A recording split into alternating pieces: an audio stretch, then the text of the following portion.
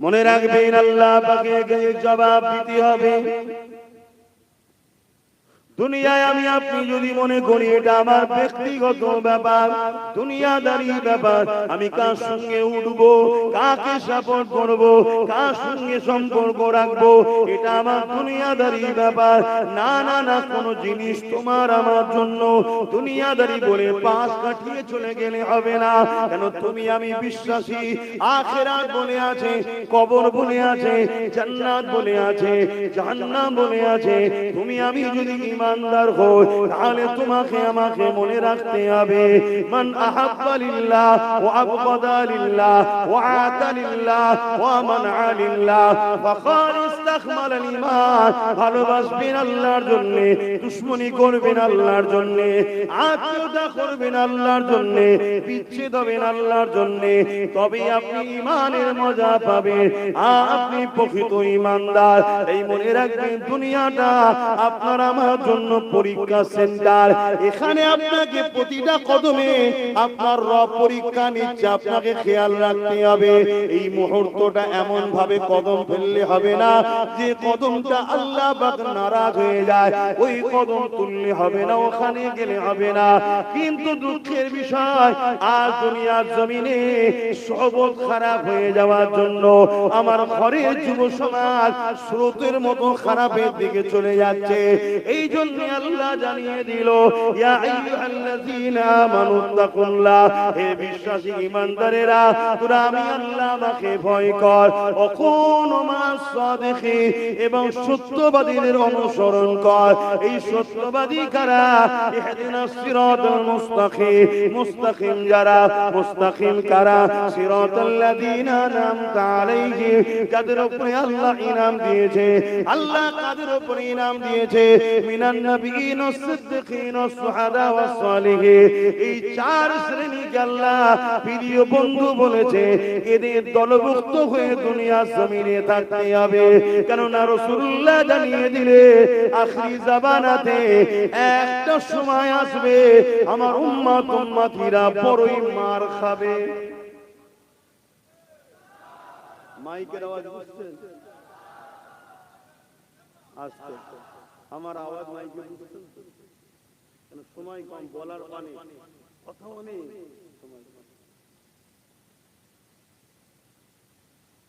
আল্লাহ রাসূল বললেন, একটা সময় আসবে এই জমিনের উপরে আমার উম্মতরা প্রচুর মার খাবে। সাহাবা হুজুররা জিজ্ঞেস করলেন, হুজুর আমার ভাইদের কি সংখ্যা কম হবে? মন দিয়ে শুনবেন, আল্লাহ নবী কিভাবে মার খাবে সেটাও বলে দিয়েছে।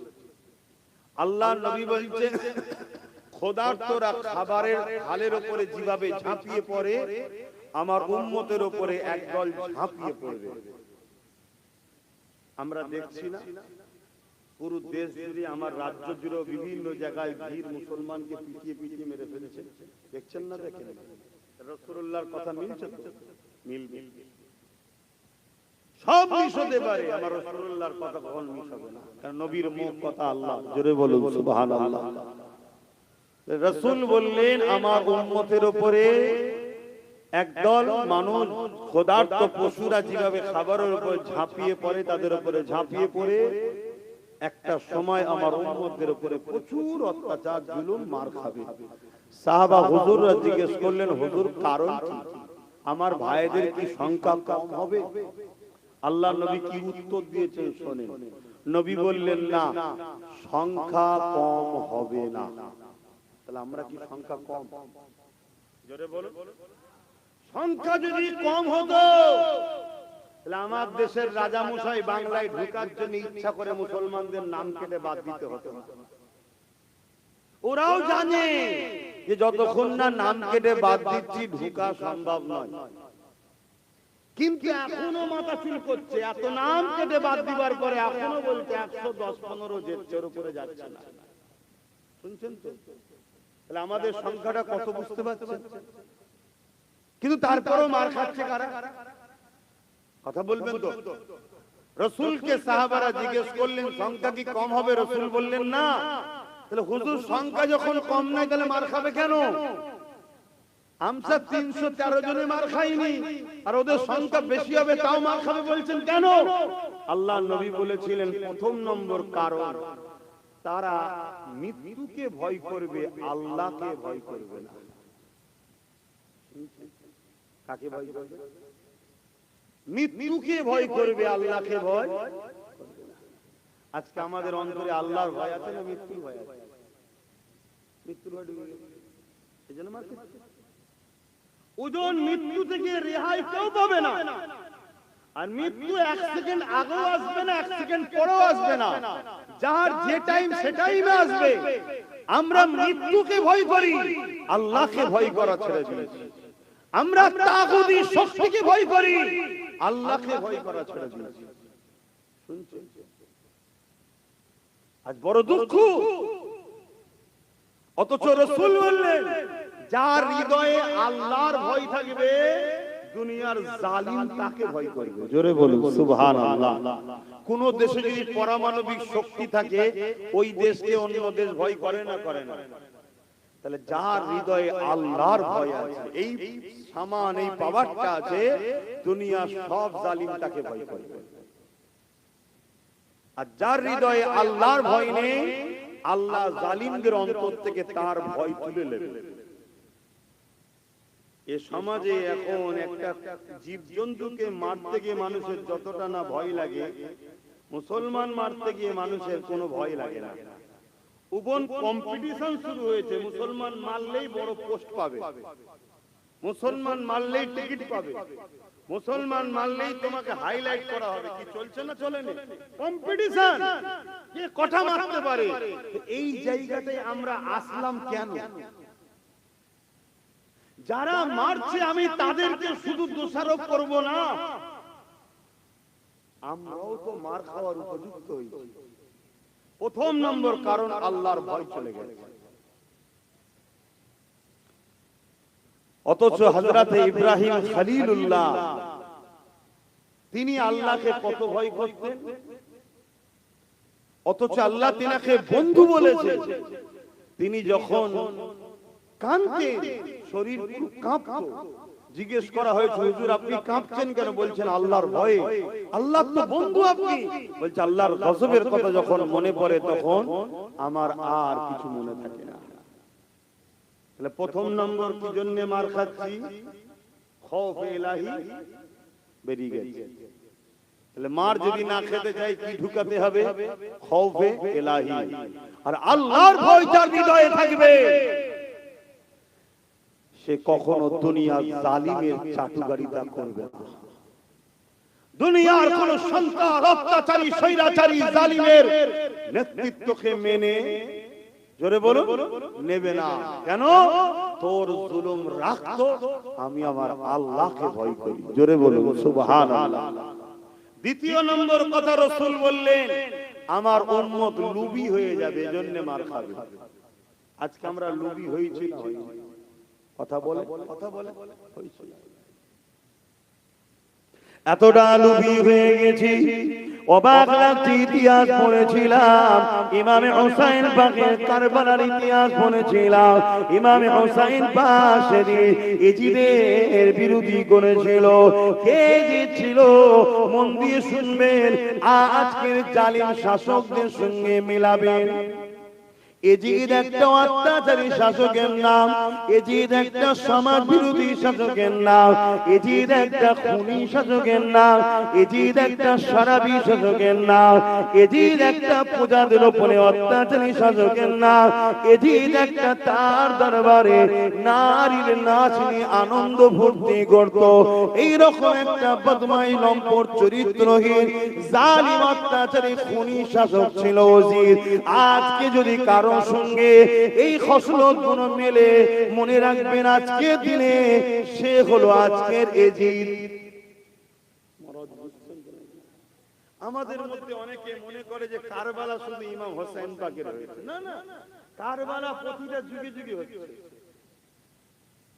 কারবালা শুরু করেছে ইমাম হোসেন পাক, প্রমাণ করে দিয়েছে নিজের ধর থেকে কল্লা কেটে দিতে রাজি আছি, কিন্তু অন্যায়ের সঙ্গে হাত মিলাতে রাজি নয়। সেদিনও হাত ছিল, আজও হাতই আছে। সেদিন ছিল হাতের উপরে হাত রেখে সাপোর্ট করে, এখন সুইচ টিপা। শুনছেন তো নাকি? সেই হাতেরই ব্যাপার আছে। শুনছেন তো? এজিদ জালিমের নাম, জুলুমের নাম, অত্যাচারীর নাম, খুনির নাম, চরিত্রহীনের নাম, লুটেরার নাম, প্রজাদের উপর অত্যাচারীর নাম। আজকে যদি কোন শাসক এরকম থাকে তাহলে জানতে হবে আজকের দিনের জালিম এজিদ। ঠিক না? আর আজকে যদি এই এজিদের আপনি সাথে থাকেন তাহলে আপনি নিজেকে আয়নার সামনে দাঁড় করিয়ে বলবেন, আমি যদি সেদিন থাকতাম আমি সেদিনও সেই এজিদের পক্ষে দাঁড়িয়ে হোসাইনের বিরুদ্ধেই আমি থাকতাম। শুনছেন? আর আজকে যদি কোন মুসলমান আজকের এজিদের বিরুদ্ধে থাকেন, আপনি ফখর করে বলুন, আল্লাহ যদি সেদিন আপনাকে রাখতো আপনি হোসাইনের পক্ষেই দাঁড়াতেন। জোরে বলুন সুবহানাল্লাহ। শুনছেন তো নাকি? দুটো দিক, একটা রহমানের, একটা শয়তানের, একটা জুলুমের, একটা ন্যায়ের, একটা অন্যায়ের, মিথ্যার আর একটা সত্যের। সেদিন মিথ্যার দিকে ছিল এজিদ, সেদিন মিথ্যার দিকে ছিল আবু জেহেল, উতবা, সাইবা, সেদিন শয়তানের দিকে ছিল ফিরাউন, সেদিন শয়তানের দিকে ছিল নমরুদ। আজকের দিনও এরকম জালিম আছে না নাই? একটু কথা বলছেন না কেন? সেদিন এজিদের কাতারে 13,000 হাফেজ আলেম মুফতি ছিল, জানেন? একটু হ্যাঁ কি না বলবেন? আমার আম্মা গুলো শুনছো তো মাইকের আওয়াজ? একটু শুনুন। আম্মা, আমরা কোন পীরের ধর্ম মানি না, কোন পীরজাদার ধর্ম মানি না, কোন মুফতি মৌলানা বক্তার ধর্ম আমরা মানি না। আমরা মানি আমিনার লালের দিন মানি। জোরে বলুন সুবহানাল্লাহ। যারা আমিনার লালের দিনের পক্ষে হবে, সে যদি তার বাপ চাষিও হয়, তার বেটাকে নিয়ে নরে তাকবীর আল্লাহু আকবার দেব। আর আমিনার লালের দিনের দুশমন যদি হয়, আর তার বাপ যদি জগৎ বিখ্যাত ওলি হয়, বাপকে বাপের সম্মান দেব, কিন্তু বেটাকে আমরা মেনে নেব না। কেন? আমরা মুহাম্মদ রাসূলের দিন মানি, কারো বাপের দিনকে আমরা মানি না। শুনছেন তো নাকি? সিস্টেম দুটো ছিল, আজও আছে। ফেরাউনের পক্ষে না বিরুদ্ধে? জোরে বলুন। নমরুদের পক্ষে না বিরুদ্ধে? এজিদের পক্ষে না বিরুদ্ধে? কেন ভাই এরা কি করে? জুলুম, ইসলাম বিরোধী, মানবতার বিরুদ্ধে, তাই তো নাকি? আজকের কেউ যদি ফেরাউন, নমরুদ, এজিদ হয়, তার পক্ষে আপনি দাঁড়াতে পারবেন? আর যদি দাঁড়ান আর ফেরাউনের বিরোধী করেন, তা ফেরাউন তো বলবে, আরে আমি কি দোষ করলাম? তুই যার সাথে আছিস তার আর আমার মতো তো পার্থক্য নেই। সে আজকের জালিম, আমি তখনকারের জালিম। কথা শুনছেন না? শুনেন। মুনাফিককে চিনুন, মুনাফিককে বুঝুন। আজ যদি কেউ মনে করে, ও আল্লাহ, মৌলানা সাহেব গেছে যখন, মুফতি সাহেব যখন গেছে, হুজুর সাহেব যখন গেছে, তাহলে মনে হয় এবারে হালাল হয়ে গেছে, এরকম কেউ ভাবছেন না? তার জন্য আমি একটা দলিল দিয়েছি, শোনেন। দলিল: কারবালার মাঠে একদিকে হোসাইন পাক আর একদিকে এজিদ বাহিনী। এজিদ বাহিনীর সংখ্যা 25,000। কত? আর হোসাইন পাকের মাত্র 72 জন। ইখতিলাফ আছে, 72টা, বেশিরভাগ মশহুর 72 জন। এই যে এজিদের 25,000 আছে, এই 25,000 এর মধ্যে 3,000 হাফেজ আছে, 3,000 মুফতি আছে, 7,000 আলেম রয়েছে। তরোয়াল নিয়ে এসছে হোসাইনের বিরুদ্ধে লড়বে, তাহলে 13,000 হাফেজ আলেম মুফতি হোসাইনের বিরুদ্ধে লড়তে এসেছিল, তাহলে কি এজিদ ঠিক ছিল? কথা বলছেন আপনারা? মুফতি সাহেব রয়েছে তো, হাফেজ সাহেব রয়েছে তো, মৌলানা সাহেব রয়েছে তো, এখন তো হুজুরও আছে। তাহলে জায়েজ হবে না? ঘাবড়ে যাবেন না, মরতে হবে। আল্লাহ আমাদের পরীক্ষা নিচ্ছে। আমাদের বাপকে আল্লাহ পরীক্ষা নিয়েছে না? নাই। সাইয়্যিদুনা ইব্রাহিম আলাইহিস সালাম হক কথা বলেছে, গরিবের পক্ষে, ন্যায়ের পক্ষে, তাওহীদের পক্ষে যখন কথা বলেছে, তখন তৎকালীন যে জালিম শাসক ছিল, নাম কি বলুন? নমরুদ। বলবেন তো? নমরুদ। নমরুদ কি করলো? ইব্রাহিম নবীকে বিশাল আগুন তৈরি করেছে, সে আগুনে ফেলতে যাচ্ছে। ফেলার সময় ইব্রাহিম নবীকে বলছে, ইব্রাহিম তোমার এখনো সময় আছে, কেন আমার সঙ্গে ঝগড়া করছো? মানুষকে কেন আমার বিরুদ্ধে ভুল বুঝাচ্ছ? কেন মানুষকে বিগড়াচ্ছ? মানুষ আমাকে মানছে, তোমার অসুবিধা কি হচ্ছে? তোমার দরকার হয় 2-3টে এলাকা নেলাও, রাজত্ব করো, মজা করো, আয়েশ করো। শুনছেন তো, এতে একটা টিকিটে বিক্রি হয়ে গেছে। তখন 2-3টে এলাকা, দেশ, পুরো পৃথিবীর রাজা ছিল নমরুদ। নিয়ে নাও, কেন আমার বিরোধী যাচ্ছ? আর যদি না লাও আগুনে ফেলে দেবো। এখানে কেউ আগুনে ফেলবে বলছে না, তাতেই সব আমাদের দেশে খারাপ। এই সময় আব্বা জান ইব্রাহিম আলাইহিস সালাম বলেছিলেন, হে জালিম নমরুদ, আমি আমার আল্লাহকে ভালোবাসি। আল্লাহর সৃষ্টিতে ঘরে তুই জুলুম করছিস, আল্লাহর সৃষ্টিতে ঘরে ভুল রাস্তায় নিয়ে যাচ্ছিস, আমি তাই তোর বিরোধী করছি। নমরুদ রেগে গেল। মনে শুনবেন যুবকরা, তোমাদের আব্বা হয়, প্রত্যেকটা মুসলমানের পিতা ইব্রাহিম আলাইহিস সালাম, বাপের বেটা একটু তো খসলুক থাকা দরকার। ভুল হয় জানি, আমার কি ভুল নেই? আমারও অনেক ভুল আছে। কি তা বলে দিনের সঙ্গে গাদ্দারি করবে? মানুষ জাতির সঙ্গে জুলুম করবে? খুব মন দিয়ে শুনুন। তা ইব্রাহিম আলাইহিস সালামকে চরকিতে তুলেছেন, যেটা ঘুরিয়ে ফেলবে, কপিকল টাইপের একটা ঘুরিয়ে ছুঁড়ে, এত আগুনের তাপ, কাছে যেতে পারছে না। এত বিশাল আগুন, উপর দিয়ে পাখি যেতে পারে না, পড়ে যাচ্ছে আগুনে। কত ভয়ানক আগুন। ইব্রাহিম আলাইহিস সালামকে চরকিতে তুলেছে, ঠিক এমন সময় জিবরাইল সাল্লাম এসে চরকি ধরে ফেলেছে। ধরে বলছে, ভাই ইব্রাহিম, তোমাকে তো আগুনে ফেলবে, কিছু হেল্প করব? ইব্রাহিম সাল্লাম কি উত্তর দিচ্ছে শোনো। ভাই জিবরাইল, আল্লাহ আমাকে পরীক্ষা নিচ্ছে। আমি তো বলি আল্লাহকে ভালোবাসি, আমার পেটের পরীক্ষা নিচ্ছে আল্লাহ। আমার আম্মারা, বোনেরা, মন দিয়ে শোনেন, যা ক্ষতি করেছেন তার বলে কাজ নেই। 1000-1200 টাকায় নিজের ছেলের চাকরি বাকরি সব ভবিষ্যৎ শেষ করে ফেলে। শিক্ষা তো শেষ, শুধু মদের দোকান দেখা যাচ্ছে, স্কুল নেই। যা করেছেন করেছেন, এখনো তওবা করার সময় আছে। খুব খুশি, খুব খুশি। কাগজ জমা দিচ্ছে, ভোটার কার্ড, আধার কার্ড, প্যান কার্ড। কেন রে বাবা?